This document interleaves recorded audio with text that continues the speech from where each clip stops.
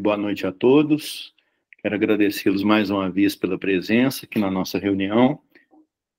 Em especial, quero agradecer mais uma vez a doutora Carolina. Todo ano, né, Carolina? Parece que nós vamos bater ponto aqui falando desse assunto, né?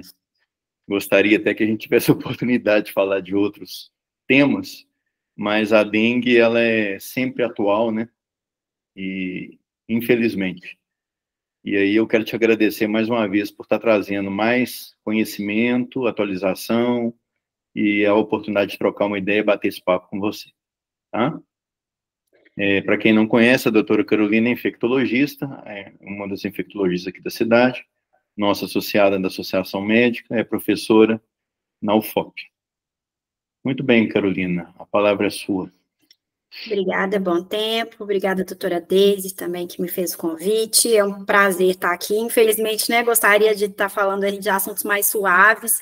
Espero que seja a última vez em falar desse assunto, né, bom tempo. O ano passado a gente falou muito de manejo clínico, foi até uma aula muito carregada.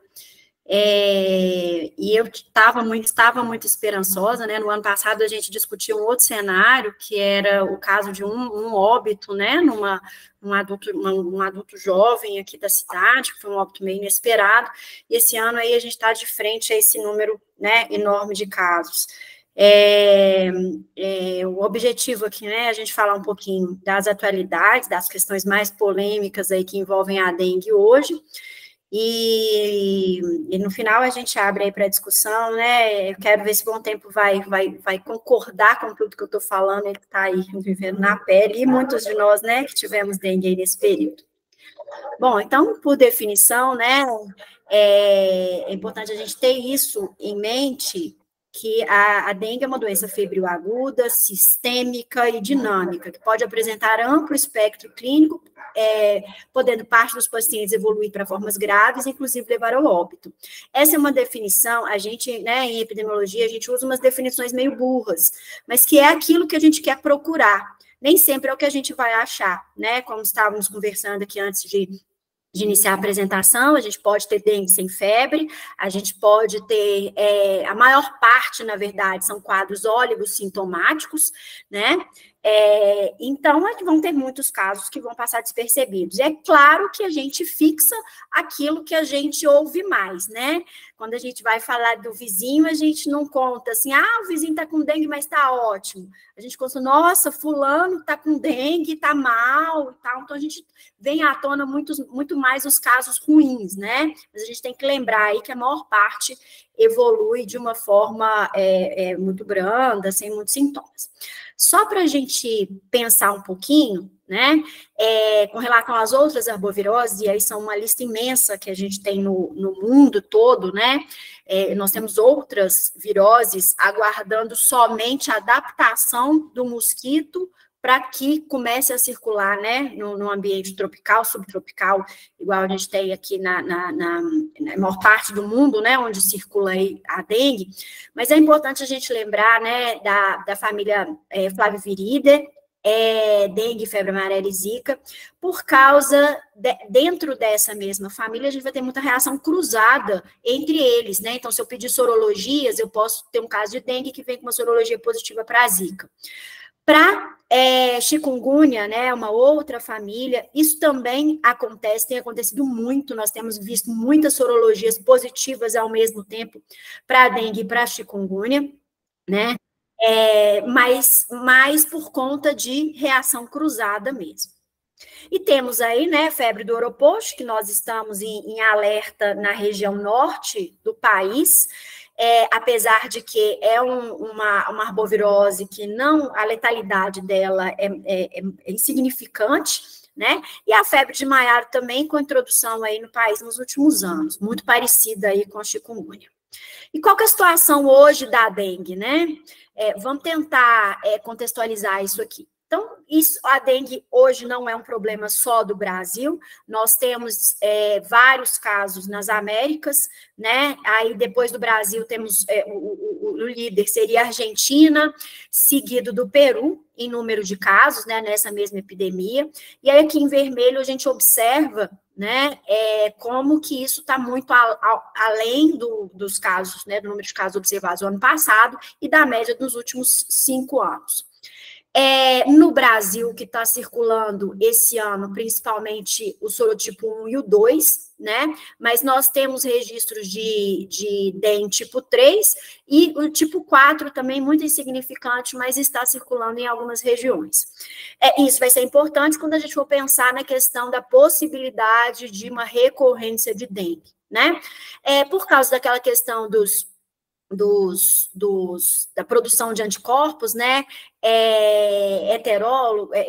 heterófitos, né, eles, no começo, assim que eu contraio uma infecção, eu estou protegida contra os outros sorotipos nos próximas semanas, ou talvez até meses, mas esse tempo de proteção, ele não é matemático, né, então a gente não sabe por quanto tempo essa pessoa vai estar protegida contra outros sorotipos.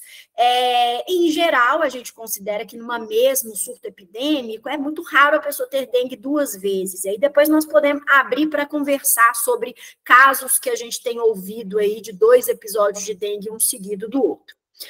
Com relação, então, aqui Brasil, né, comparando aqui em claro, nós temos os casos de 2023, e nessas colunas azuis mais escuras, nós temos os casos de 2024, né, até semana epidemiológica 11. Todos os gráficos que eu for mostrar, gente, essa queda abrupta, né, ela acontece por causa de viés de notificação, então a gente tem aí uma redução, né, os casos, né, a gente tem esse atraso nas notificações, então pode parecer uma melhora, né, rápida, mas certamente a gente ainda não está nessa melhora, né. 1.900.000 casos no Brasil ainda, e eu só queria chamar a atenção com relação à letalidade, em comparação com 2023 e 2024, né? Aqui em cima é importante destacar que 2023 é o ano fechado, né? Então foi analisado todo o ano, em 2024 só essas até a semana epidemiológica, até dia 20 de março, nesse slide aqui. Então, a letalidade para todos os casos, né, infectados, atualmente seria de 0,03, e a letalidade entre os casos graves de 3,82, né? Se a gente for pensar no número de casos que a gente está tendo, o número absoluto é considerável. Então, no Brasil, todas as regiões, né, mas principalmente aqui, Sudeste e atingindo também região Sul esse ano, né? Quanto mais quente a cor aqui, maior o número de casos. Aqui é muito interessante a gente mostrar, né, comparação 2023 e 2024 também no Brasil, o número de casos por faixa etária e o número absoluto de mortes por cada idade, né, isso tudo que eu vou falando aqui, eu acho que é importante para a gente ir construindo na cabeça quem que é o nosso paciente grave, quem que é aquele paciente, né, potencialmente grave, né, claro, e quem que é aquele paciente que merece mais atenção, né? Então, a gente observa que crianças, embora a gente tenha um número até razoável de crianças infectadas, a letalidade é muito pequena, né? Isso vai aumentando lá para adultos jovens, até chegar na faixa, né, acima aí dos 60 anos, que a gente tem um número moderado com um número de óbitos muito grande. Aqui também estratificado por sexo, né, os óbitos em 2024, no Brasil, estratificado por sexo, né? Sexo biológico. E aqui eu queria chamar a atenção que são dados importantes também, que advêm da investigação dos óbitos no Brasil, né? Então, foi observado até o momento que o tempo entre o início dos sintomas e a notificação foi em torno de 4 dias, né? tempo do início dos sintomas até a internação também 4 dias, geralmente, provavelmente a pessoa interna e é notificada imediatamente. O tempo entre o início dos sintomas até o óbito são em média de 6 dias, variando de 1 a 36. O tempo entre o início dos sintomas até os sinais de alarme, de 4 dias. O tempo entre o início dos sintomas até os sinais de gravidade, né, 1 dia depois do sinal de alarme. Então, eu queria só chamar a atenção para esse tempo do início dos sintomas até o sinal de alarme, de 4 dias, para que a gente já consiga, né, construir quando que eu vou ter que rever meu paciente, quando que é o período, né, onde ele pode apresentar sinais de gravidade. Mais à frente a gente vai ver que pelo protocolo do Ministério da Saúde eles falam uma reavaliação no 5º dia, mas isso foi até uma sugestão nova, né, baseada nesses dados, que se a gente consegue ver o paciente de grupo de risco todos os dias, ótimo, mas se a gente não consegue, pelo menos uma reavaliação no 4º dia. Aqui, então, a gente chega em Minas Gerais, né, também, aí lá para fevereiro, né, nós tivemos nosso pico, os casos estão diminuindo em Minas Gerais como um todo, mas essa queda abrupta, como eu falei, é questão ainda de notificação. Aqui eu queria chamar a atenção para uma informação, né, que é a ocorrência de casos de dengue durante todo o ano, no ano de 2023. E isso a gente viu aqui em Lafayette. Nós tivemos casos de dengue totalmente fora, né, desse contexto de calor e de chuva. Né, o Bom Tempo não falou aí, mas no meu currículo aí eu incluo o fato de trabalhar lá no Centro de Promoção da Saúde, que é o serviço, né, de referência em infecto aqui no município, e ele é diretamente ligado à epidemiologia. Então, nós ajudamos a fazer a investigação de alguns óbitos, e hoje os exames que vão para a FUNED, né, para referência, são colhidos lá. Então, a gente observa claramente, né, as semanas que aumenta o número de coletas, diminui a coleta, diminui a procura, então a gente consegue entender um pouquinho essa evolução aí dos casos, né? Mas só chamar a atenção que, infelizmente, nós vamos ter que pensar em dengue durante o ano todo. Minas Gerais, né, nós temos até o momento 408 mil casos confirmados, né, que dá uma taxa aí de 4.800 casos por 100 mil habitantes, com 222 óbitos confirmados, né, em torno de 600 em investigação. Só chamar a atenção, pessoal, que esses dados eles não estão muito recentes. Eu fiz a aula semana passada, eu não consegui atualizar na data de hoje, então vai variar um pouco o número aí de óbitos. E aí, chegando um pouco na nossa região, né, a gente vê aqui que nós estamos próximo a Belo Horizonte, nessa área mais quente aqui do estado, com maior número de casos, e a gente consegue ver aqui por positividade dos exames da FUNED, né, o número Desculpa, aqui são os exames liberados e a taxa de positividade desses exames. Então, é claro que não serve para a gente avaliar a incidência de casos, né, mas a gente já observa aí que essa proporção, em torno aí de 25% dos exames que estão sendo realizados, são positivos. E chamar a atenção também, né, que vários municípios, não só o estado de Minas Gerais, mas vários municípios decretaram situação de emergência em saúde pública por causa da dengue. Quem trabalha aí nas portas, né, está observando o caos que tem sido desde o começo do ano. E isso é importante porque vai trazer recurso, vai facilitar a chegada de medicamentos. Nós vamos falar mais à frente a questão da decisão do Ministério da Saúde com relação à disponibilidade da vacina, né? Mas, então, é só entender que Lafayette está na situação de emergência em saúde pública nesse momento. Aqui, então, eu estou mostrando que na nossa região o sorotipo mais prevalente é o sorotipo 1, mas a gente tem alguns casos do sorotipo 2, tá? Sem registro do sorotipo 3. Chikungunya, né? Nós também estamos aí vencendo em casos em relação ao ano anterior, né? E chikungunya cabe o alerta que desde a introdução do chikungunya, né, há uma década aqui no Brasil, o que a gente tem visto é que a dengue puxa a chikungunya. Um ano a gente tem, né, esse boom de casos, no ano seguinte a gente pode esperar que a gente vai ter um número grande de casos de chikungunya naquela região. Apesar de Minas Gerais, né, ter esse número, essa alta incidência, em Lafayette a gente tem tido casos de chikungunya confirmado, mas não tem sido o problema, né? Ouro Branco também nós tivemos um pouco, né, de casos aí esse ano já registrados, mas não tem sido o nosso grande problema. Então, fica essa expectativa negativa aí de que o ano que vem a gente tenha muitos pacientes aí para os reumatologistas. Aqui trazendo, então, os dados notificados, né, óbitos, os casos de chikungunya, óbito por chikungunya, né, e Zika até o momento.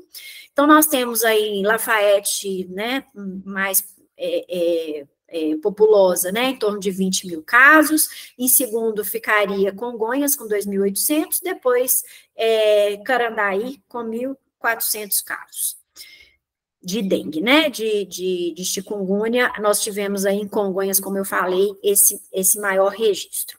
Então, aqui só para a gente comparar, né, Lafayette, Congonhas, Ouro Branco, as 3 maiores cidades da nossa região, desde o número de casos prováveis, casos confirmados, óbitos, investigação e óbito confirmado, como eu disse, esse número já mudou, tá?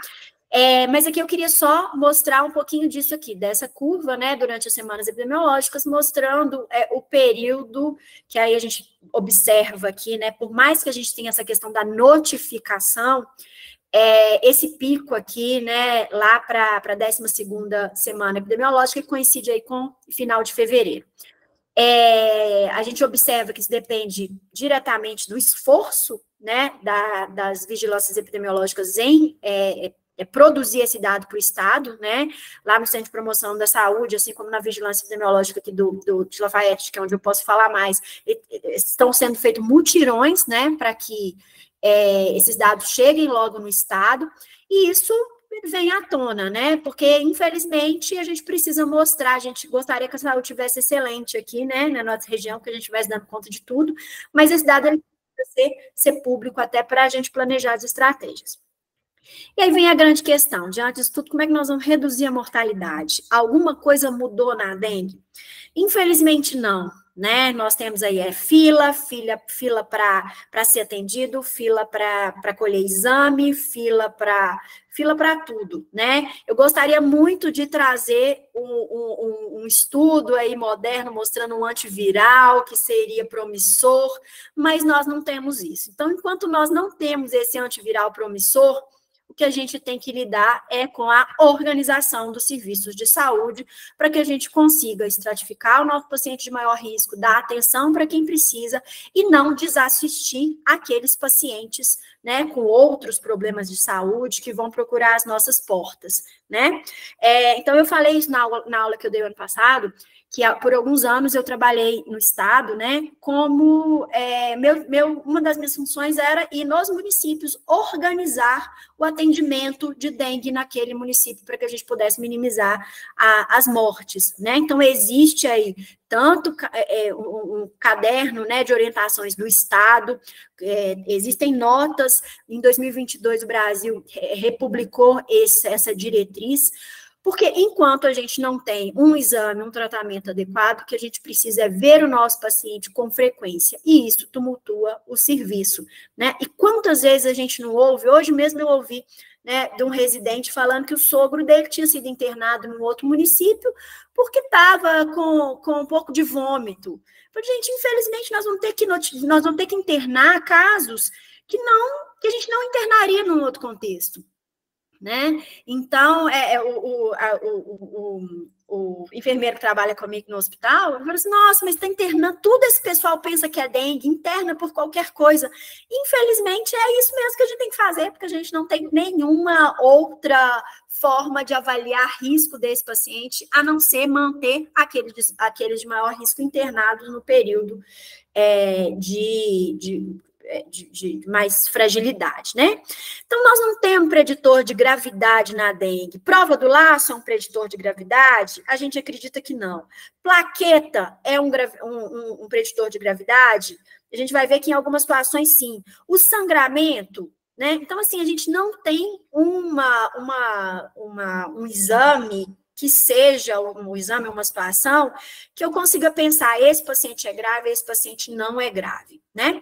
Hoje, o que a gente tem falado da prova do laço, até para otimizar o serviço de saúde, é que talvez ela seja, a gente só vai realizar ela no paciente do grupo A, né? Porque no paciente do grupo A, ele é um divisor de águas. Se o grupo A, a gente não precisa fazer hemograma de todo mundo, mas se eu tenho um paciente do grupo A e ele tem uma prova do laço positiva, eu justifico fazer hemograma. Para o grupo B, que eu já vou fazer hemograma de todo mundo, não faz tanto sentido. Aí eu já vou pensar mais em questões de complicação, que vai ser hipotensão, vai ser nas comorbidades desse paciente, né? E o sangramento, claro, é um alerta para a gente, né? Nós estamos com uma paciente internada em Ouro Preto nesse momento, uma paciente que ela está com 9.000 plaquetas e aumentou o fluxo menstrual, né? Então, ela recebeu transfusão de plaqueta. Aqui, gente, muito interessante, que são os dados, né, do Ministério da Saúde também, com relação aos sinais de alarmes mais frequentes nos óbitos confirmados por dengue segundo faixa etária, tá? Então, é aquilo que eu falei, vamos tentar entender aqui o que é um sinal de gravidade. Para crianças, né, menores aí de 14 anos, a gente teria vômito persistente, letargia, irritabilidade, hipotensão postural, queda abrupta de plaqueta, dor abdominal, sangramento, acúmulo de líquido, hepatomegalia e aumento de hematócrito nessa prevalência. Entre 15 e 60 anos, o que a gente tem, né, mais frequente entre os pacientes que foram a óbito? A queda abrupta de plaqueta, seguida pela dor abdominal intensa e contínua, hipotensão postural ou lipotímia. Estou fazendo questão de ler para a gente já ir, né, reforçando isso aí. Vômitos persistentes, sangramento de mucosa, letargia ou irritabilidade, acúmulo de líquidos, aumento de hematócrito e hepatomegalia. Maior que 60 anos, novamente, queda abrupta de plaqueta, hipotensão postural ou lipotímia, dor abdominal, letargia ou irritabilidade, vômitos persistentes, sangramento de mucosa, acúmulo de líquido, aumento de hematócrito e hepatomegalia. Bom, só que parece que a gente, né, não sabe disso. Eu cheguei a ver, né, pacientes saindo de pronto-socorro com dengue e dor abdominal, que cada vez que ela ia ao pronto-socorro e queixava de dor abdominal, o médico só escalonava o analgésico dela. Por fim, ela estava com dengue tomando tramal para dor abdominal. Será que essa paciente não tinha que estar internada? Né? Então, só queria trazer isso aqui. Com relação às comorbidades mais frequentes nos óbitos, né, em crianças, disparado doenças hematológicas, principalmente anemia falciforme, doenças autoimunes, doença renal crônica, doença ácido péptica, hipotensão, diabetes, que a gente imaginava, né, que fosse aparecer aqui, não apareceu, e hepatomegalia. Entre adultos jovens, hipertensão, diabetes, doenças hematológicas, autoimune, renal crônica, hepatopatias, doenças ácido-pépticas. Maior que 60 anos, né, hipertensão, diabetes e outras aqui com 31% dos idosos com mais de 60 anos que foram a óbito não tinham comorbidade. Bom, então, qual que é o papel do hemograma na realidade da dengue? O que eu entendo, né? O que eu mais preocupo não é o que os médicos, na maioria das vezes, preocupam, né? O médico preocupa com leucócito, o médico preocupa com transaminase, que ali é aquele valor tocado, né? Mas o mais importante, como esse preditor de gravidade, foi a queda abrupta de plaqueta. Mas para a gente pensar em queda abrupta de plaqueta, eu tenho que ter uma avaliação sequencial do meu paciente, né? Então, eu preciso avaliar, fazer isso periodicamente, né? Eu não posso ter exames muito espaçados, senão eu não consigo ver essa queda. A outra questão seria o aumento do hematócrito, né? E aí também mais uma vez, apesar da gente ter valores normais, né? Valores de referência, desculpa, para cada idade, o mais importante para esse paciente é o sequencial, né? Ele pode, um paciente às vezes tabagista, já sair de um hematócrito diferente aí do habitual, e a gente não vai conseguir ter esse parâmetro. E outra coisa, o hemograma normal não exclui gravidade, né? Então, ele também não se mostra um preditor, ele pode, como a gente viu lá, não mostrar que é da abrupta de plaqueta, mas esse paciente ainda assim está extravasando líquido para o terceiro espaço, né? Então, o hemograma não é suficiente. E aí nós nos deparamos de novo, né, com o manual de dengue foi reeditado, publicado esse ano, e trouxe algumas questões novas. De chikungunya é lá de 2017, se não me engano, esse aqui está 2015, mas acho que ele foi revisado em 2017, e de febre amarela também, que nós tivemos um manual aí recente, só para a gente falar da questão do diagnóstico diferencial, né? Porém, como eu disse, né, não temos exame, o que a gente vai precisar é do velho exame físico, né? Então, a gente precisa gastar tempo com o nosso paciente, a gente precisa tocar, a gente precisa saber frequência cardíaca, taquicardia, se não tem, pele, né, pegajosa, fria, então todos aqueles sinais, né, de choque, nós vamos ter que procurar no nosso paciente. Então, infelizmente, só o exame físico, a gente está na era aí dos exames, né, tecnológicos, mas a gente não tem exame por hora para predizer gravidade.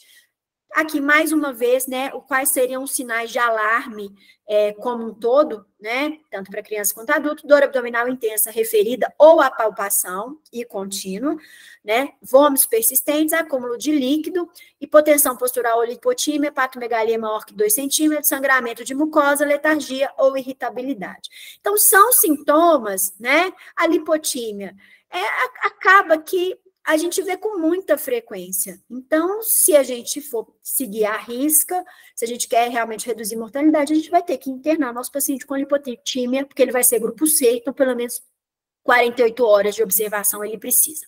Aqui só coloquei para a gente lembrar, né, da fase inicial do choque, que é o choque compensado, que a gente vai ter aí uma pressão convergente, uma redução da pressão média, uma hipotensão postural, mas esse paciente ainda tem cara de estar bem, né? Então, aqui eu queria só trazer as atualizações, o que mudou no manejo, né, da dengue nessa 6ª edição desse manual. Nós tivemos a definição de dengue, de caso suspeito de dengue, mudou, né? Então, agora a gente incluiu também a prova do laço positivo e a leucopenia, que não eram critérios anteriormente, né? A febre continua sendo obrigatória, então nós, infelizmente, vamos ter casos oligossintomáticos que vão passar, né, despercebido, mas, então, só queria chamar essa atenção para isso, porque a prova do laço e a leucopenia também entraram como critério. Com relação à hidratação oral, né, nós tivemos uma redução, a gente tinha protocolos falando em hidratação de 80 ml por quilo por dia, agora a gente já tem essa definição de 60 ml por quilo por dia, né, mantendo aí 1/3 na forma de hidratação oral e o restante como outros líquidos. Eu estou de olho no celular aqui porque eu fico com medo de cair e a conexão ficar ruim. Então, nós definimos, vocês vão ver que a gente tem protocolos, esse fluxograma de manejo da dengue, ele é diferente do que está na página do Estado e o que está na página do Ministério da Saúde, eles são um pouquinho diferentes, né, eles não brigam entre si não, mas tem alguns detalhezinhos que mudam um pouco. Mas então saber, né, que esse volume de líquido reduziu para 60 ml quilo dia. Isso não é baseado em evidência, isso é baseado em opinião de especialista, tá? Então, a gente não tem aí grandes evidências para isso. Como eu falei lá no protocolo, fala, né, da reavaliação quando a febre defervescer, ou no 5º dia da doença, mas como eu falei antes, talvez valha a pena a gente reavaliar os nossos pacientes ao invés do no 5º dia, no 4º, pelo menos. Aqui não tem diferença para o grupo B, só queria chamar a atenção que está lá no protocolo falando que a gente precisa fazer retorno diário para reavaliação clínica laboratorial até 48 horas após a remissão da febre, para esses pacientes, né, que fazem parte aí do grupo B. Então, quantas vezes, né, a gente não olha para a casa do paciente e fala assim, não precisa vir amanhã não, você dá espaço aí uns 3 dias. Bem, mas se o nosso objetivo é reduzir mortalidade, a gente tem que lembrar que o paciente com dengue, ele choca em questão de horas, né? Ao mesmo tempo, ele recupera também, como é uma questão muito de hipovolemia, ele também recupera rápido. Então, esse paciente, né, ele precisa ser visto com frequência, não tem fórmula aqui milagrosa. Para o grupo C também mudou um pouquinho a hidratação, antes a gente falava em 20 ml quilo, né, na fase inicial, agora a gente definiu como 10 ml por quilo, e depois, após a primeira hora, 1 ml por quilo por hora, isso tudo está lá no protocolo, só queria chamar a atenção. Vamos falar então um pouquinho da questão da vacina, né, que chegou, mas foi embora, né, tinha, mas acabou. Também, né, estou lá no Hemolab, sou a responsável técnica pelo serviço de vacinação, pela sala de vacina no Hemolab, em Lafayette e em Congonhas, acompanhando de perto, estudando muito essa vacina desde o começo, né, para auxiliar aí os profissionais e até pela questão de segurança, porque de onde nós partimos? Tínhamos, desde 2015, uma vacina de dengue, né, a Dengvax, que era uma vacina extremamente controversa, foi lançada no mercado, em seguida a gente observou que ela aumentava o risco de dengue grave para aquelas pessoas que nunca tinham tido dengue. Então, enquanto ela estava, né, em uso, sendo comercializada, veio uma nota da Anvisa orientando que somente aquelas pessoas que já tinham tido dengue que podiam vacinar. Então, ficou uma coisa muito estranha, a gente tinha muito medo dessa vacina. Além disso, ela não tinha a questão posológica. Estou falando no passado, ela ainda é comercializada, mas não cabe tanto hoje, né, essa vacina. Essa vacina era feita uma dose no momento zero, uma segunda dose 6 meses depois e uma terceira dose 1 ano depois. Então, essa questão posológica realmente era difícil. Mas acho que então vocês entendem essa insegurança, né? Tanto que a gente teve que estudar para ter, para ficar confortável e recomendar essa vacina nova que chegou para a gente no meio do ano passado, né? Que é a Qdenga, o nome comercial. Ela é uma vacina que ela também é de vírus vivo, assim como a vacina anterior. Ela está liberada para pessoas entre 4 e 60 anos, né? Vocês lembram lá que toda vacina de vírus vivo, a gente tem essa limitação de 60 anos, né? Nós vamos falar um pouco mais à frente. E ela é um esquema muito mais tranquilo com 2 doses, né? Com a segunda dose 3 meses depois.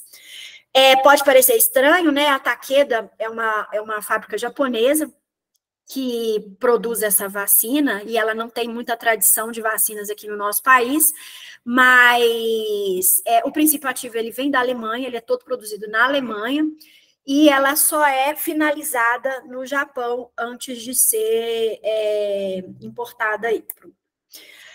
A Qdenga, né, ela está contraindicada por ser vacina de vírus vivo em pacientes com imunodeficiência congênita ou adquirida, às custas aí, né, dos imunossupressores, HIV sintomático, gestante lactante, pessoas com condições crônicas, eles não foram estudados, né, nos estudos aí iniciais dessa vacina, então a gente considera para avaliar caso a caso.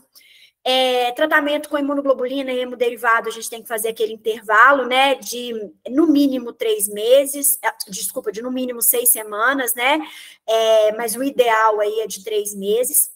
Algumas recomendações, né, depois do quadro de dengue, do quadro agudo de dengue, existem 2 recomendações. Uma recomendação de aguardar 30 dias para se vacinar, e uma outra recomendação de aguardar 6 meses para revacinar. Isso é para a primeira dose da vacina. Para a segunda dose, a gente não precisaria fazer nenhum intervalo. Eu prefiro, né, a gente orienta a questão dos 6 meses, um pouco naquela ideia de que ninguém vai ter, provavelmente essa pessoa não vai ter dengue 2 episódios tão próximos, né, então não faria mal nenhum aguardar esses 6 meses para iniciar a vacinação. Existe uma recomendação em pé de página do Ministério da Saúde para a gente não dar a vacina de dengue junto com a vacina de gripe, isso porque tiveram alguns casos, foram pouquíssimos, de reação alérgica, e aí toda vacina nova, vamos lembrar lá o que aconteceu com o Covid, a gente tem esse cuidado de tentar diferenciar o que é sintoma de uma vacina e o que é de outra. tá? Foram pouquíssimos casos, né? Então, assim, essa informação é até difícil de encontrar no Ministério da Saúde. Eu não sei por quanto tempo essa orientação vai perpetuar aí. Provavelmente em breve a gente vai estar vacinando junto, dengue e gripe. Então, o grande estudo que avaliou a eficácia e segurança da vacina Qdenga foi esse estudo TIDES, né, TIDES, não sei, que avaliou 20 mil indivíduos entre 4 e 16 anos.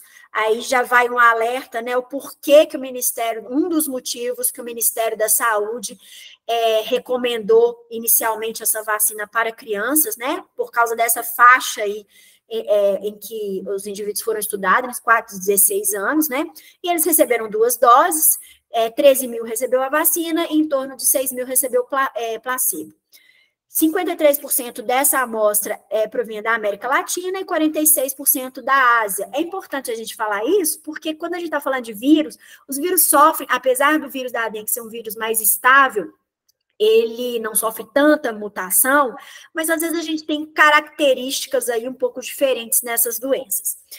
E 27, em torno de 30% desses investigados, eles eram soronegativos, nunca tinham tido dengue, tá? Então, 1/3 nunca tinha tido, 2/3 já tinham apresentado um episódio de dengue anteriormente. Com relação à segurança, a gente observou que no acompanhamento de 4 anos e meio não houve evidência de exacerbação da doença, né? Ao contrário do que a gente tinha com a vacina antiga. E para alguns países, né, da Europa e da Argentina, essa vacina já está sendo estudada para maiores de 60 anos. Então, em breve a gente vai ter aí mais informações sobre segurança.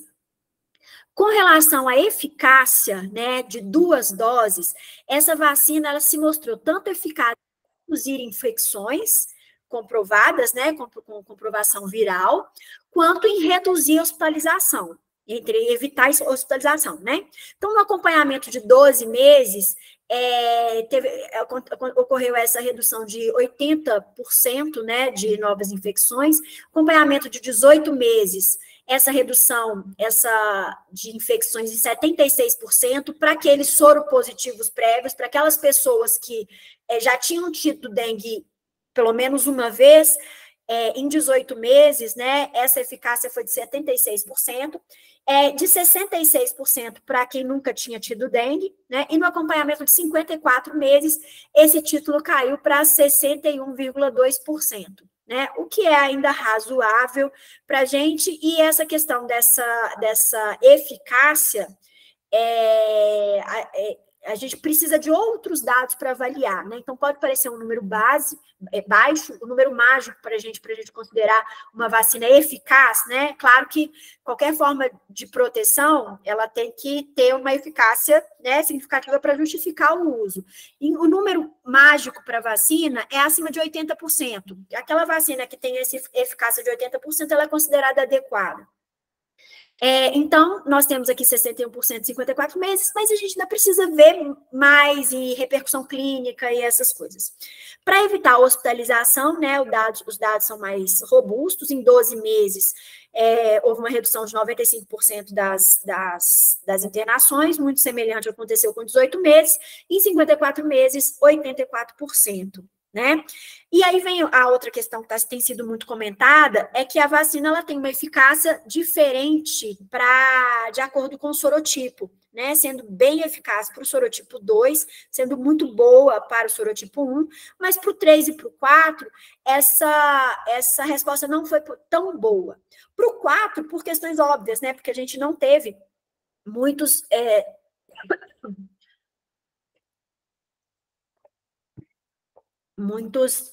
pacientes que contraíram sorotipo 4 por ser o menos circulante, né? A circulação é irrisória em alguns lugares.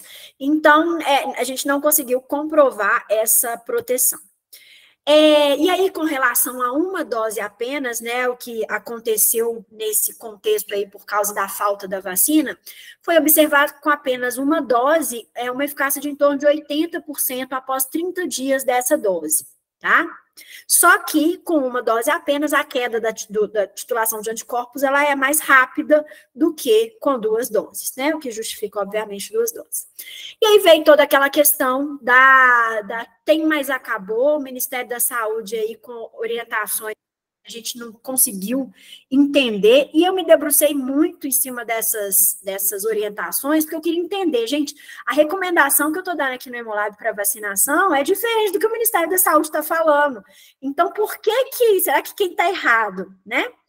E aí a gente precisa entender que a estratégia do serviço público, ela é a mesma, né, para várias outras vacinas. A gente está pensando na coletividade. Então, a estratégia de vacinação do serviço público, ela foi definida, primeiro, por uma orientação da OPAS-OMS, né, depois dos conselhos de secretários de estaduais, municipais de saúde, né, e pela própria Câmara Técnica de Assessoria de Imunização do Ministério da Saúde e pelo fabricante, né? E eles se basearam muito no 4 a 16 anos, que foi a população estudada, e num cálculo, né? A gente vai lembrar desse cálculo aí, porque falavam muito na Covid, né? Da questão de vacinação de bloqueio, etc. Mas o cálculo, né, que se fez foi de que mais de 90% das crianças vacinadas haveria uma redução de 20% na mortalidade, né? E, além disso, isso é claro, a própria ministra da Saúde fala que a vacinação do serviço público, nesse momento, ela não funciona para reduzir os casos esse ano. O que a gente está pensando é na redução dos casos em 2025. Então, o projeto do Ministério da Saúde. O Ministério da Saúde desabasteceu, impediu, né, que a rede privada comprasse a vacina e mobilizou toda a vacina para o serviço público. Então, a Takeda não pôde comercializar essa vacina para o serviço privado. Então, nós tivemos aí uma leva de vacina inicial, e em seguida a gente não conseguiu mais comprar, né? A produção dessa fabricante é muito pequena, eu acredito que não se esperava que houvesse essa procura, né, tamanha, e essa possibilidade de comercialização com o governo. Então, eles não conseguem aumentar tão radicalmente a produção. No Brasil, Fiocruz está em conversas, né, para começar a produzir essa vacina da Takeda, parece que são conversas iniciais. O Butantan tem uma vacina também já em fase 3 de investigação, uma vacina própria. Então, assim, é possível que em breve a gente tenha informações novas. E aí, o que o serviço privado pôde fazer foi garantir a segunda dose da vacina para aquelas pessoas que receberam a primeira dose. Então, lá no Hemolab, né, todos os pacientes que vacinaram com a gente a primeira dose, eles têm a segunda dose garantida no período adequado. Ficamos sabendo de alguns, de algumas clínicas, né, de vacina que estavam vendendo essa segunda, por mais que o fabricante tenha solicitado que a gente não comercializasse essa segunda dose que chegou, a gente observou aí que algumas pessoas, essa busca louca aí pela vacina, então, algumas pessoas não tiveram essa segunda dose aí garantida, né? E aí, no serviço privado, o nosso foco é o indivíduo, né? Então, aqui justifica muito mais, claro, que a gente pode recomendar no serviço privado a vacina de 4 a 60 anos, e vamos recomendar, né? Mas quem morre mais, quem infecta mais e morre mais, não é o adulto, não é o idoso, né, até 60 anos, né, que é onde a vacina está liberada. Então, por que né, assim, claro que a gente vai preocupar com a criança, mas não é a nossa maior preocupação. Né, a gente quer, vacinando o indivíduo, que ele reduza o risco durante esse surto epidêmico que a gente está tendo, né? Não é uma coisa planejada para reduzir a circulação do vírus daqui a um ano. Então, a gente está pensando no indivíduo. Por isso que as estratégias são um pouco diferentes, né? E aí já comecei a falar, né, por que a vacina não está disponível, a gente não pôde comprar mais doses, e só tem chegado para a gente, até o momento, a garantia os lotes, né, da segunda dose daqueles que fizeram a primeira dose com a gente.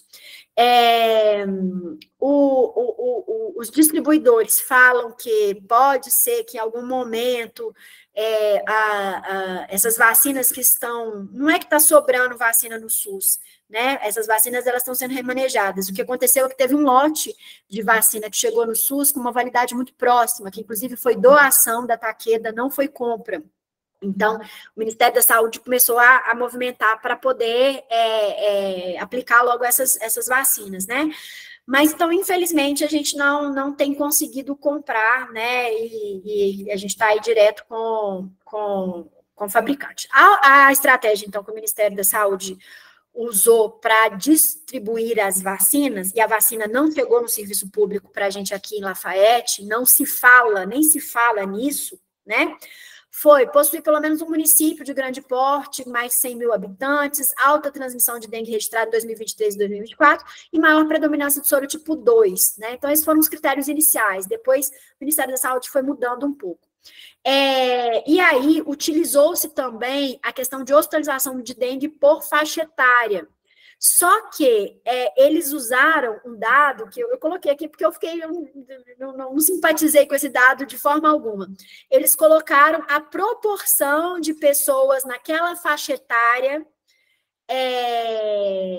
para justificar a internação. Então, não é que em número absoluto, o número de crianças, aqui nós temos o Brasil, né, Norte, Nordeste, Sudeste, Sul e Centro-Oeste, a maior proporção de internações por faixa etária, né? Centro-Oeste, aqui a gente vê pacientes mais velhos. Mas, então, no Brasil, essa proporção maior foi entre 10 a 14 anos. Mas proporção não quer dizer nada, né? Nós não estamos falando aqui de número absoluto. Até coloquei o gráfico aqui para a gente lembrar de novo. Bom, enfim, não ficou muito claro. Acredito, inclusive, que o Ministério da Saúde tenha proposto essa faixa etária, porque já existe toda uma estrutura para vacinação da criança, que é muito mais eficaz, né, para vacinação do que vacinar adulto jovem, né? Então, enfim, cena dos próximos capítulos. Para controle do vetor, eu queria também chamar só a atenção de algumas coisas que foram polêmicas aqui na nossa região, né? Repelentes, temos aí os recomendados para a Anvisa, só lembrar o tempo de reaplicação e também as concentrações, né? Estou falando aqui que o DEET tem 2 horas de eficácia, mas isso vai depender da concentração desse produto aí no frasco, né? Controle do vetor, o que é feito, o que tem sido falado, né? Então, as ações educativas sempre, porque pode parecer bobagem, mas o mosquito ele prolifera mesmo em meios artificiais. Então, ele gosta de água limpa, que ficou ali no pneu, né? Ele não gosta, ele prolifera também em água de bromélias, mas muito menos, né? Isso é mais para outros tipos de artrópodes. Aí seguimos com a vigilância entomológica, né, com monitoramento com iscas. O LIRA, aqui vale falar, eu espero que não tenha ninguém da vigilância epidemiológica aí me ouvindo, mas o LIRA é a contagem de larvas que é feita por município trimestralmente no Brasil, né? Todas as regiões precisam fazer isso, então é feito um inquérito em alguns momentos do ano, justamente para tentar prever como que vai ser a epidemia de dengue ano. E as nossas contagens, né, em 2023, aqui em Lafayette, elas eram muito baixas, não colocavam a gente num patamar de risco, né? Mas que, infelizmente, não foi o que a gente viu que aconteceu. Monitoramento por drone, né? A questão de uso de armadilha, larvicida, visita casa a casa, outras ações. A questão do BV, né? Que o fumacê, né? Tanto, né, o de costas, aquele individual, quanto o veicular. E aí as duas novidades são o uso do mosquito infectado pela Wolbachia, né, e os mosquitos estéreis por irradiação. antes de falar, né, para a gente falar dessa questão do controle do vetor, é importante lembrar que isso tudo é baseado na notificação dos casos. Então, essas ações emergenciais, elas são feitas quando a gente notifica, a vigilância epidemiológica contabiliza o número de casos naquele bairro, naquela região, e entende que ali tem um foco, né? Então, é uma medida meio extrema, né, a gente utilizar o fumacê, não é uma coisa tão desejável assim, por vários motivos, né, a gente tem aí, pode ter uma intoxicação, né, ainda que pequena, mas nós temos também a questão da resistência do mosquito aos inseticidas que são utilizados, né? Então, a gente observa que por mais que seja feito um rodízio desses inseticidas, esse aumento aí é crescente, né? Então, tudo é baseado na notificação. Então, né, só para a gente destacar o tanto que ela é importante. E aí vamos falar da questão, né? O ano passado eu trouxe para vocês na aula como uma esperança muito grande da Wolbachia, né? A Wolbachia, ela reduziu nos municípios iniciais de estudo, que foi principalmente em Niterói, reduziu consideravelmente o número de casos de infecção de dengue, né? E aí eu trouxe a notícia ano passado que o governo de Minas ia começar uma biofábrica para produção, né? Vamos só lembrar o que é a Wolbachia. A Wolbachia é uma bactéria que ela acontece naturalmente em vários artrópodes e mosquitos, né? E ela não causa nenhum prejuízo para o mosquito, mas ela impede a transmissão do vírus da dengue, do chikungunya, zika e de febre amarela. Tá? Então, a gente não mexe no controle biológico do vetor, e, ao mesmo tempo, a gente evita essa transmissão, tá? Então, é tido como uma coisa muito segura. Além disso, a Wolbachia, né, tá sendo usada em Belo Horizonte, e por trás a gente tem nós temos a Universidade Federal de Minas Gerais também fazendo pesquisa, auxiliando nisso aí, só não tivemos essa indústria, né, que o governo de Minas prometeu para começar a produção da bactéria, né? Então, parece que já está começando, mas eu imaginava que isso fosse mais ágil, né? E temos aí a grande questão, que é o Aedes do bem. Vejam só, o Aedes do bem não é esse mosquito estéril irradiado que eu falei, que é recomendado pelo Ministério da Saúde. O Aedes do bem, né, o mosquito do bem, que é o nome, né, que está sendo utilizado lá em Congonhas, é uma estratégia polêmica, né, que está dá pano para manga, que não é reconhecida pelo Ministério da Saúde, por mais que ela tenha sido aprovada, né, pelo CNT-Bio, né, aqui no Brasil, ela não tem toda essa segurança, essa rede aí, né, nem de pesquisa. Então, ela é uma fábrica, ela é uma empresa, né, do Reino Unido, ela era uma empresa pequena, que foi crescendo, que tem uma certa experiência em produção de controle biológico para lavouras, né, e ela começou a comercializar o mosquito do bem, né, que foi aí comprado pelo município de Congonhas, e a gente não tem dado, né, a gente não tem informação, pesquisa científica igual a gente tem da Wolbachia. A gente entra lá no site, né, até é possível a gente comprar o mosquito do bem para as nossas casas, eles vendem tanto um kit pequeno quanto um kit grande, e quando a gente vai vasculhar, existem sim, né, no Brasil, está sendo utilizado já há mais tempo em Indaiatuba, mas eles não têm nenhum dado parcial de eficácia disso aí, né? Existem algumas outras cidades no mundo também que estão utilizando, mas a gente não consegue observar o mesmo que a gente estuda aqui para a Wolbachia. Só coloquei aqui, né, a questão do patrocínio da Wolbachia para esse projeto, né, do World Mosquito Program, né, que é do Bill Gates, que aí as pessoas começaram a misturar tudo, as fake news, que é o mosquito do Bill Gates para a gente morrer e não sei o quê, e aí virou aquela confusão. Mas aí, então, era só isso que eu queria falar, só isso tudo, né, eu me propus a falar rápido, meu Deus, mas já estou com 1 hora.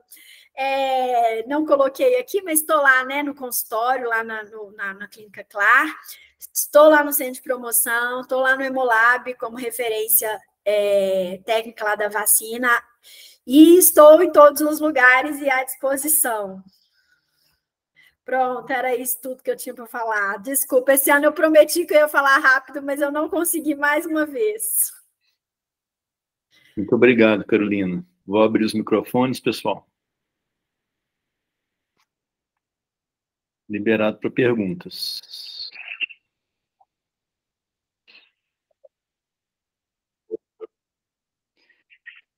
Muito bem, Nívia, pode abrir. Cadê? Oi, Carol. Oi, minha amiga Nívia, só assim para a gente se ver, né? Só assim, né? Aqui, Carol, me conta dessa parte neurológica que a gente está vendo tanto. Tem alguma coisa diferente? Muito paciente convulsionando? Você viu alguma coisa? Nívia, existe, inclusive, recomendações especiais de monitoramento, né? Existe tanto encefalite, meningite, neurites, porções de ites, isso já é sabido pela dengue, tá? Inclusive, eu não sei se está funcionando, mas existiam unidades sentinelas no Brasil de monitoramento desses quadros neurológicos, né? Mas isso a gente já sabe. A gente já sabia que existia. O que acontece é que a gente nunca viu tanto caso junto, né? Acho que é por causa do número de casos aumentar, a gente está vendo mais, né? Porque eu nunca tinha visto tanto, assim, muita criança, né? A gente chega convulsionando que nunca convulsionou. Exatamente. Então, assim, se a gente for estudar, existe até de notificação imediata esses quadros de dengue neuroinvasivos. Uhum. Tá? Outra coisa também que a gente vê muito e não entra nas estatísticas são as descompensações de doença crônica, né? Nós perdemos eu vi alguns casos, tanto aqui em Lafayette, nessas investigações de óbito, quanto em Ouro Preto, de pacientes que 2 semanas depois da dengue, eles descompensam o ICC e morrem. Uhum. E aí, a gente joga na mão do Estado, né? Do Estado, vocês decidem se vai entrar como óbito por dengue ou não, né? E aí depende, se a gente tem um caso bem documentado, com exame comprobatório, evolução dos hemogramas, mas a gente vê demais da conta.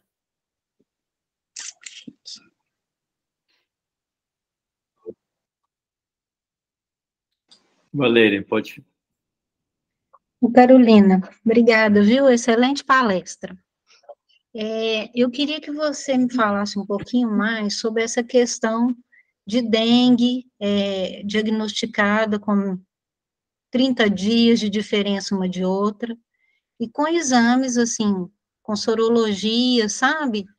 E depois, um mês depois, um antígeno positivo. Como que a gente explica isso? Valéria, eu não explico. Eu realmente não explico. Não é o que a gente estuda, né? O NS1, a gente sabe que a especificidade dele é alta, a sensibilidade nem tanto, né? Então, ele poderia, sendo positivo, a gente acredita, sendo negativo, a gente não é suficiente, né? Mas, e ele é um teste de antígeno, então ele não deveria fazer reação cruzada com nada, né? Isso é o que a gente estuda. Já as sorologias, não. Sorologia é um sangue do crioulo doido. Assim, sorologia pode acontecer tudo, né? A gente pode ter reação cruzada com outras coisas, a gente pode ter tido uma dengue oligosintomática há 1 ano, 2 anos atrás, e agora mudar um pouquinho o perfil do nosso resultado. Mas eu tive notícia, não acompanhei, né? Alguns NS1 também positivo em 2 momentos. NS1 é um teste point of care, né? Então, assim, é um teste de cabeceira. E aí, o que a gente vê da experiência com os testes rápidos de HIV, de hepatite, é que tem muito exame mal feito, né? Então, assim, eu não sei te falar, né? Eu troquei ideia com alguns amigos, todo mundo muito cético, porque é sempre ouviu falar, né? Assim, poucas pessoas presenciaram esses 2 testes positivos em momentos muito diferentes, mas é um antígeno, né, de superfície, ele deveria ser logo eliminado, tanto que a gente só orienta a fazer nos primeiros 5 dias. Então, realmente, eu não tenho explicação para você, não. Os anticorpos, eles ajudam, né, porque a gente vai ver um aumento do IgG, mas isso também a gente precisaria ter titulação, que a gente não tem muito na prática, né? E um surgimento mais precoce de IgM numa segunda infecção, mas isso é muito teórico.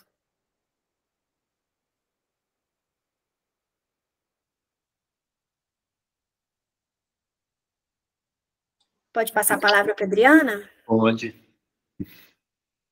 Seu microfone está fechado, Adriana. Realmente. Boa noite, pessoal. Eu queria perguntar para você, doutora Carolina, a respeito da transmissão sexual. Eu vi um assunto no Ministério da Saúde, mas eu queria ver o que você tem para falar sobre isso. A transmissão por via sexual, ela ficou muito clara na Zika, né? Com relação à transmissão sexual da dengue, a gente desconsiderava até então, né? Então, eu confesso assim que eu não estudei isso aí a fundo, mas eu acho pouco provável que isso aconteça, né? Essa questão de transmissão sexual, a gente pensa mais na exposição em conjunto das 2 pessoas, né? Então, assim, realmente eu não tenho muita informação nova para te dar, não, sabe, Adriana? Mas não acho que seja totalmente impossível que isso aconteça. É difícil a gente ter certeza, né? Assim, né? A gente ter essa confirmação, tá? Mas realmente eu não sei te dar maiores detalhes, não. Obrigada. Mais alguém? Carolina, boa noite. Boa noite, Silene. Aqui, fala para mim mais um pouquinho sobre as complicação neurológica, tanto da dengue como da zika. Porque eu atendi uma paciente de Tiradentes e ela não teve assim, um diagnóstico definido lá em Tiradentes. E ela evoluiu com parestesia, dormência de membro inferior, ascendente, e ela está lá no Hospital da FEMIG, lá em Barbacena, tomando imunobiológico, pensaram até em entubar. Fala para mim mais, assim, para mim entender o que aconteceu. Ela tem 38 anos. Então, existem, né, nos quadros neurológicos, existem tanto as agressões diretas do vírus, as encefalites aí, quanto as agressões imunomediadas, Guillain-Barré e etc., né? O que eu estava falando isso com um bom tempo antes da gente começar a aula. Eu morro de medo de vírus, a gente banaliza muito, mas eu morro de medo, né? Quem tem contato próximo com amigos sabe que eu tenho uma filha que tem diabetes tipo 1, e nada me tira da cabeça que ela teve uma infecção viral alguns dias antes e algumas semanas antes e desencadeou essa doença. Então, por isso até que eu sou muito pró-vacina, né? Porque eu acho que com vacina a gente protege o que a gente vê e o que a gente não vê. Mas é isso, assim, você pode ter encefalite, você pode ter neurite, você pode ter meningite, diagnóstico difícil, né? Mas existe, eu não sei se está funcionando esse ano, mas existia um laboratório de referência dentro da UFMG, né? Tinha um professor que estava pesquisando isso, que servia como referência para manifestações neuroinvasivas da dengue. E ele fazia PCR no líquor, né? Eu não sei se está funcionando isso. Acredito que via FUNED a gente consiga encaminhar esse vírus. Eu não sei se vocês sabem também, mas agora a gente consegue eu estou falando FUNED, né, porque é a realidade, o serviço privado não tem tanto essa dificuldade, mas no serviço público a gente consegue fazer um painel viral dos quadros de meningite, de encefalite viral, né, que na rede pública a gente sempre teve muita dificuldade. Então, esses exames mais específicos mesmo, né, que a gente teria, porque o caso de encefalite, o paciente pode ter um líquor muito, com poucas alterações, né, e passar despercebido. E ainda vão ter essas questões que são imunomediadas aí, que são até mais tardias, né, mas pode dar de tudo. Eles colheram o líquido, fizeram punção, mandou para o BH, sabe, para fazer a avaliação. A família está me mantendo atualizada, mas eu fiquei assim, falei, poxa vida, como é que pode evoluir assim uma pessoa mais jovem, né? E sem comorbidades, e tá desse jeito? Não é muito bom, não. Mas muito obrigada. Mas eu morro de medo de vírus, assim, eu acho que a gente banaliza muito, né? E aí vieram epidemias e tal. Ainda tem a questão do tratamento. Nós temos um antiviral que eu considero que é muito eficaz, né? Que são os antivirais utilizados no tratamento da hepatite C. Fora isso, nós temos o tratamento da hepatite C, a gente consegue eu não gosto de falar eliminar para vírus, né, mas praticamente eliminar o vírus, enquanto em outros antivirais que a gente utiliza, né, antirretrovirais para o HIV, tratamento da hepatite B, né, os antivirais aí para influenza, para COVID, a gente tem uma redução de sintomas. HIV a gente controla muito bem, né, mas a gente não elimina. A gente... desculpa, eu fui ler a mensagem aqui da Ana Cláudia e me perdi. E aí, então, antiviral mesmo que a gente tem eficaz é para hepatite C. Então, pensar em um antiviral milagroso para dengue é difícil. Promissor, Ana Cláudia falando aqui que teve paciente com úlceras genitais, né? Então, assim, eu acho que numa epidemia é uma oportunidade enorme que a gente tem de entender mais, né, esses casos, porque a gente está vendo muito caso ao mesmo tempo, e doenças que fogem do nosso padrão, né? Mas vírus é complicado mesmo. Tá, joia. Muito obrigada. A Ana Cláudia, ela fez 2 comentários, ela fez um comentário sobre o prurido. Ela queria entender a fisiopatologia dele. O prurido. O prurido é uma boa notícia. O paciente chega, eu já tive que internar o paciente para controlar o prurido, né? O paciente já não tinha mais o que fazer em casa.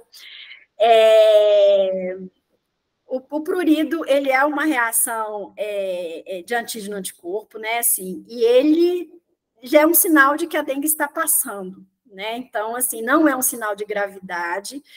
Ele já não tem uma relação com fragilidade capilar, né, igual a plaquetopenia, mas ele já é uma reação mais tardia mesmo, imune mesmo. Então, o paciente chega lá todo coçando, eu falo, que ótimo que você está coçando, sinal de que a dengue está passando, né? Isso não acontece com chikungunya, que o prurido ele é mais precoce, né?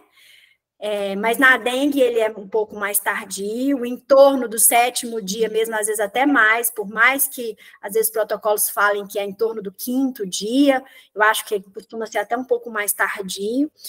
E não é sinal de gravidade, né? A gente vai controlar o prurido para esse paciente não ficar indo à toa no serviço de saúde, já que ele já passou pela fase de gravidade, mas às vezes é complicado mesmo, né? Eu já tive que internar paciente para a gente poder controlar o prurido, às vezes sedar um pouco e tal, porque não tinha o que fazer.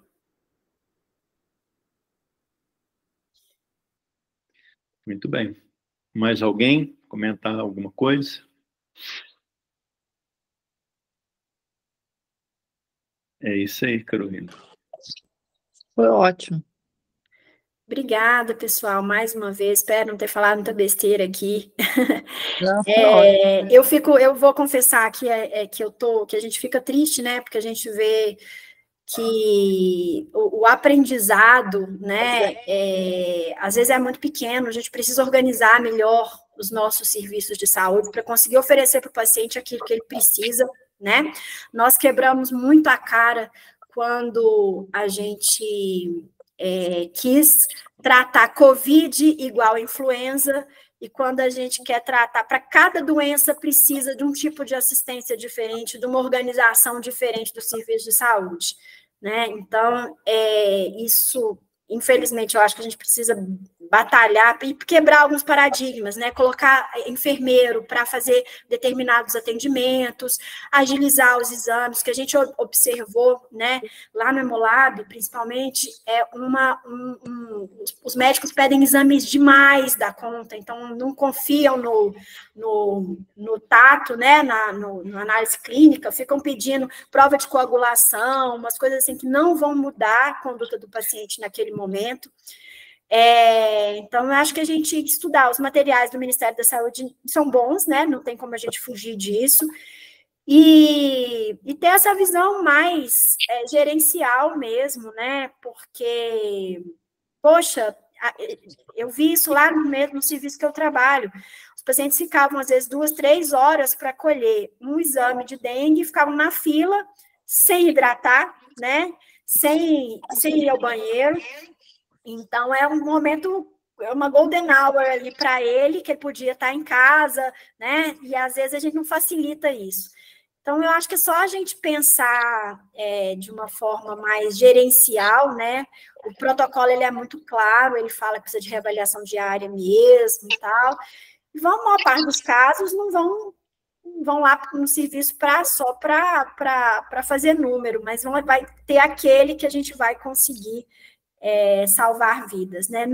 Existem algumas referências, né, de organização de serviço de saúde, alguns dados mais embasados, assim, mas nada muito robusto, falando de NNT, essas coisas que a gente utiliza para outros tipos de pesquisa, né? Mas, então, é muito baseado em experiência de especialista, mas é importante a gente estar atento a isso aí, que é o que tem, né? Tá bom? Obrigada mais uma vez, bom tempo. Obrigada, Deise, obrigada a presença de todos. E aí, continuo aí à disposição. Muito obrigado. Obrigada, Carol. Boa noite. Né? Foi ótimo. Muito bom, Carol. Obrigada. Parabéns para você. Obrigada, Silene. Boa noite. Tchau. Tchau, tchau. Boa noite, pessoal. Boa noite. Melhoras, bom tempo. Melhoras. Tchau. Boa noite. Obrigada.